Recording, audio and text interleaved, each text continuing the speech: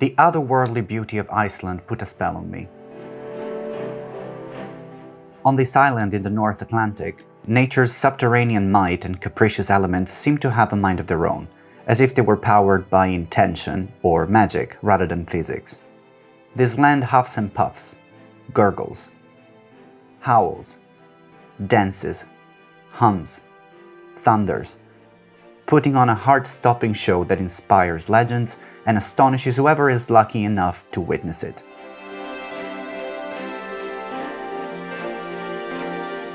With 30 active volcanoes and 269 glaciers, it is no wonder Iceland is nicknamed the land of fire and ice. The unique and breathtaking landscapes that make the country famous are the work of these two formidable powers combined. For millions of years, volcanoes have created new Earth that the glaciers, so prevalent here due to Iceland's proximity to the Arctic Circle, have then sculpted into a masterpiece. A few weeks ago, I had the opportunity to explore this unbelievable country. Using the capital Reykjavik as a base, I rented a car and created an itinerary that allowed me to cover the entire length of the south coast, the Golden Circle, and the Snæfellsnes Peninsula in the west. In October, you can expect between 8 and 9 hours of daylight, which means there is plenty of time to enjoy Iceland's countless sights, so long as you plan properly. With considerable distances and a speed limit of 90 km per hour, moving from A to B does take time. With a favorable forecast for the first few days of my stay, I immediately began exploring. When you get sunny weather in Iceland, especially in rainy October, you don't sit around and wait. I headed east, driving down the ring road towards the south coast. Less than 2 hours later, the first waterfall of this trip came into view. Falls is simply jaw-dropping. The best part is that you can spectacularly walk behind it, which makes for some excellent photos. Make sure you come prepared with waterproof gear though, because the spray from this 60-meter drop will definitely soak you.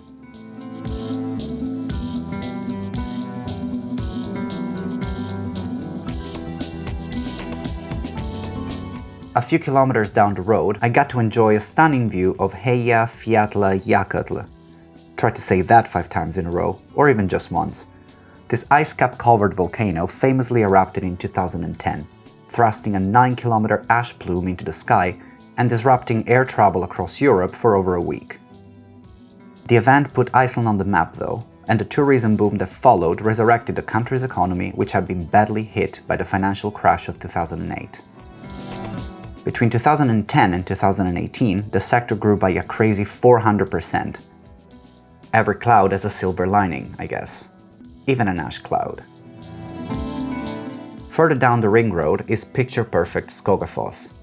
Legend has it, the first Viking settler of this area, Thrazi Thorolfsson, hid his treasure behind this mighty waterfall, but I didn't go and check.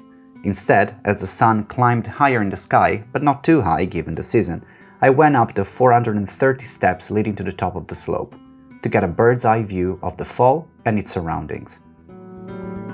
Up there, I suddenly realized just how beautiful Iceland is in the fall, as green gradually gives way to yellow and brown, giving everything a warm, golden glow.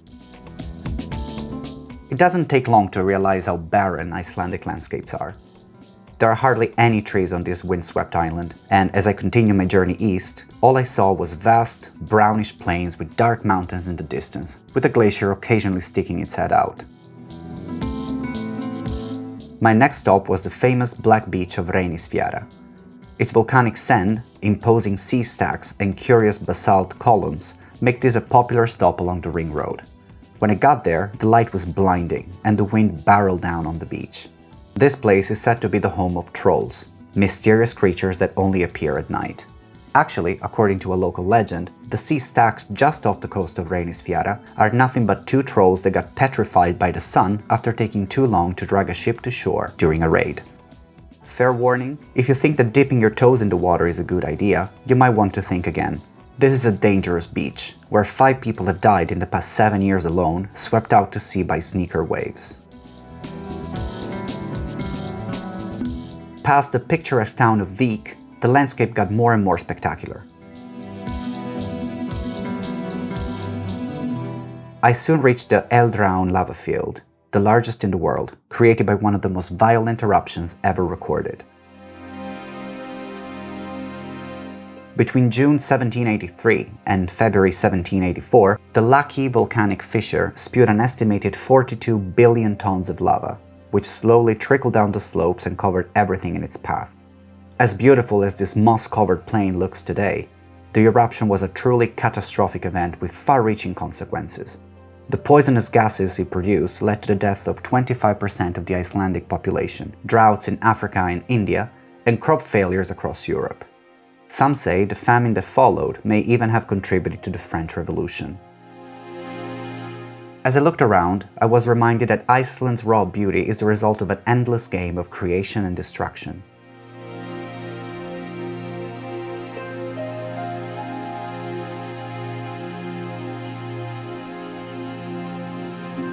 Around 40 kilometers east, I got another taste of the immense combined power of fire and ice. A metal carcass sticking out of the ground in the middle of a vast, desolate sand flat known as Skeiðarársandur. These are the ruins of a bridge that was destroyed by a huge glacial outburst flood created by the 1996 eruption of the Grímsvötn volcano. Outwash plains like this are common in Iceland, where geothermal and volcanic activity accelerates the melting of ice floes and the deposition of sediment and rocks by the meltwater. Towards the end of the afternoon, I arrived at what's probably my favorite place in Iceland, Jökulsárlón, a huge lagoon filled with icebergs with chunks of ice of all shapes and sizes littering the edge of the water.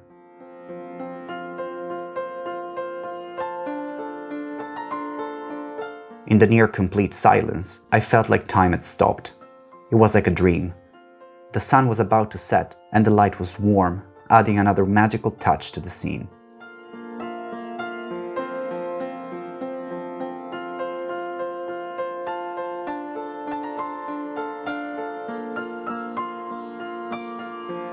From the lagoon, large blocks of ice float down to the ocean, where the current pushes them back ashore.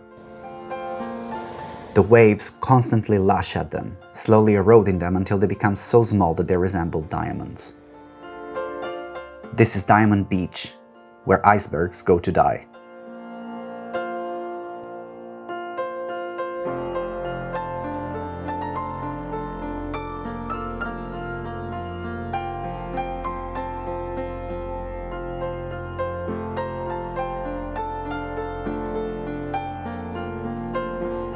When they ask me what I love about traveling, it is moments like this that come to my mind. After spending the night in Skaftafell, I was ready to join a hike on the Falljökull glacier.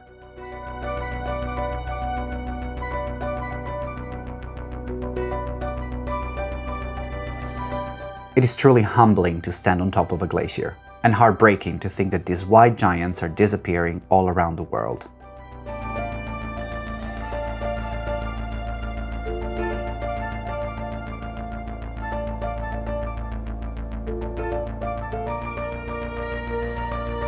Up there, I even got to visit an ice cave, hidden deep into the white vastness. With my crampons on, I walked down a steep flight of ice stairs and ventured into this cave, which can only be described as a symphony of blues.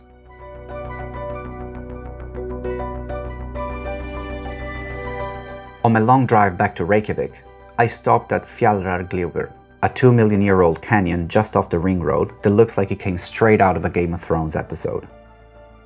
You can walk up the 2-kilometer path with a few local points along the way. And don't forget about the last one, which has a beautiful view of a waterfall.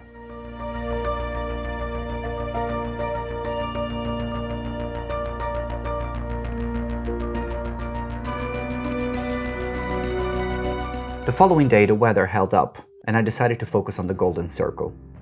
Due to the proximity to Reykjavik, this is the most popular excursion among tourists, so don't expect to be alone. You should brave the crowds though, because the Golden Circle includes some of Iceland's best spots. First, I went to Geysers, which has given the name to the geyser phenomenon. Iceland is a hotbed of geothermal activity and one of the few places in the world where you can see these incredible fountains of boiling water and vapor erupt at regular intervals. The only truly reliable geyser is Strókur, which invariably goes every 6 to 10 minutes to the delight of visitors. The whole valley is pervaded by a strong smell of sulfur, and steam can be seen coming out of fumaroles and mud pools all around. Just 10 minutes from Geysers is Iceland's most famous and perhaps most amazing waterfall, Gullfoss. There's a lot of speculation around its name, Golden Fall. Some say it comes from the tale of a wealthy farmer who dropped his gold into the fall so that no one could put their hands on it after his death. Others say the name refers to the rainbow that always forms over the fall on sunny days, or the golden glow around it. Be it as it may, Gullfoss left me awestruck. Much like Iceland itself, this waterfall is an assault on the senses. The noise of the water tumbling down into the crevice is deafening. The spray tingles your skin, while the eyes are rewarded with one of the most beautiful views the island has to offer.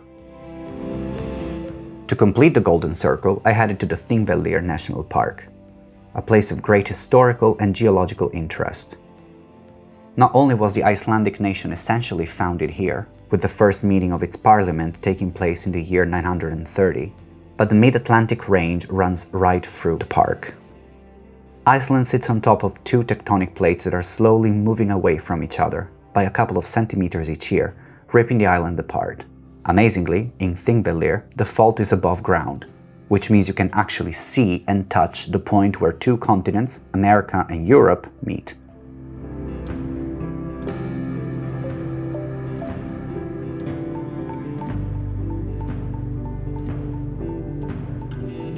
As if this day hadn't been magical enough, in the evening I joined an organized tour to go look for the Northern Lights, one of the most popular activities in this season.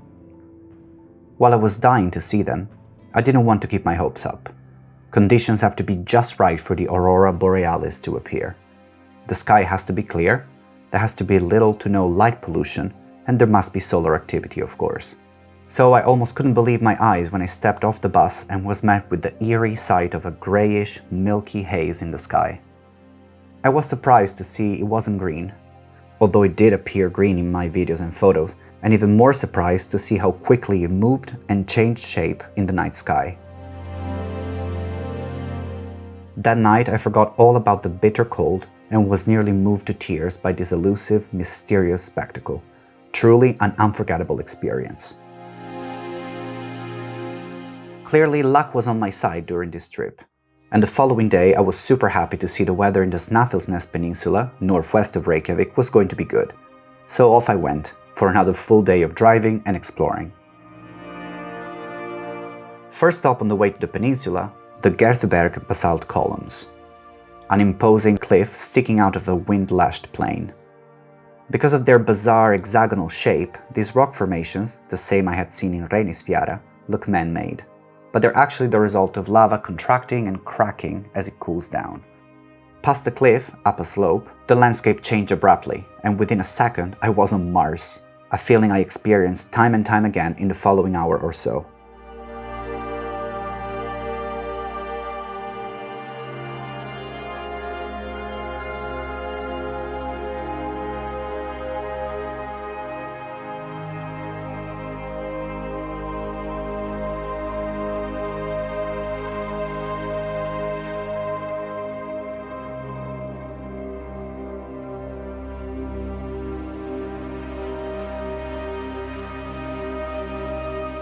As I drove along the north coast of the peninsula, I reached a spot that had been on my bucket list for years, a hill that you certainly saw in pictures if you ever googled Iceland.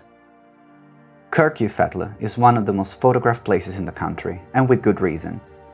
Looking at pictures, I always assumed it was a pyramid-shaped hill, but it looks so different from afar that I didn't even recognize it at first. I don't know how many pictures I must have taken here, but let me tell you, this place is like a postcard.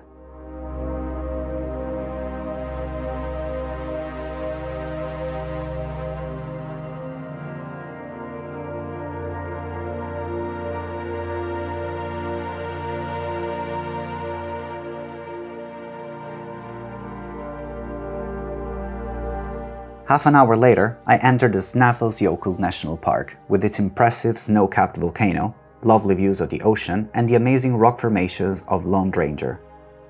Nicknamed the Rocky Castle, these giant basalt pillars look like the kind of place Lord Voldemort would call home. In fact, In folklore, these cliffs and the area around them are inhabited by elves, and local farmers make a point of staying away. Apparently, more than 55% of Icelanders believe in the existence of these magical creatures. With these many colorful legends and such an enchantingly beautiful land, I think I understand where they're coming from. I loved my walk along the cliff tops of nearby Arnarstapi, with monumental rock formations of many shapes right below and sweeping views of the Atlantic Ocean.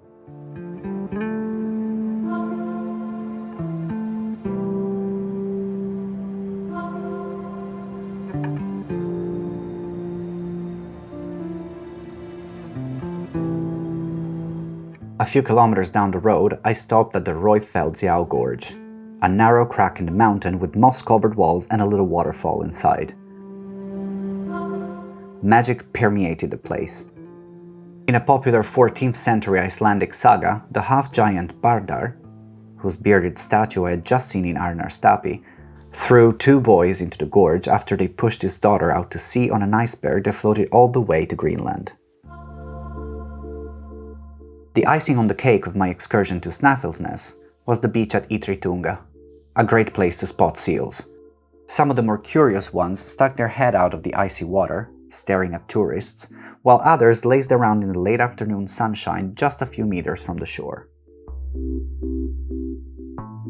Overwhelmed by everything I had seen that day, I headed back to Reykjavik for some well-deserved rest. The Icelandic capital is a welcoming and progressive city, home to 65% of the island's 350,000 inhabitants. Historically, culturally and linguistically, if not geographically, Iceland is a Scandinavian country, and Reykjavik a Scandinavian capital. Even though the similarities are too many to ignore, starting from the architecture, I've always found Reykjavik to be somewhat different from other Nordic cities. It always felt warmer to me. Friendliness, not temperature-wise. With pretty cafes, grey restaurants, and heartwarming views of the mountains and ocean, Reykjavik is an absolute charm. There is so much to do here. First, you'll want to check out the quirky Hallgrímskirkja, Iceland's largest church. Its exterior is a clear nod to the country's natural wonders, from its basalt columns to its glaciers. A stroll down Lagavegur, with its souvenir shops, art galleries and cafes, is also an absolute must.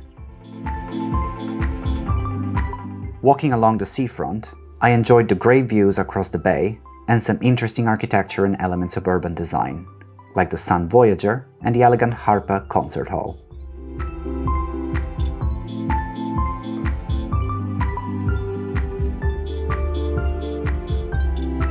Don't miss, a few steps from Harpa, the Kolaportið flea market, a paradise for lovers of vintage clothing, old trinkets and memorabilia. The creatives among you will also love Reykjavik's awesome and diverse street art.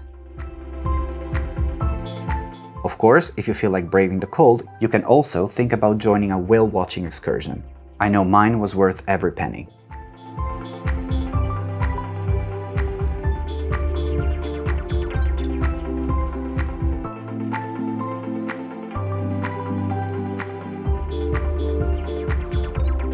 My trip to Iceland wouldn't have been complete without spending a few hours soaking in 40-degree water in a gorgeous geothermal spa. I had been to the very busy Blue Lagoon before, so I opted for the Sky Lagoon instead. Having opened its door just last year, this is the new kid on the block, and let me tell you, it was pure bliss. There was no better way to spend my last afternoon in Iceland. As I drove back to Keflavik airport that evening, I tried to process all of the incredible things I had seen on this trip. I left more convinced than ever that there is something very special about Iceland. In all my travels, I have rarely come across a place where the powerful forces that shaped our planet express themselves more explicitly and exuberantly than they do here. Surely, such beauty belongs to a fairy tale.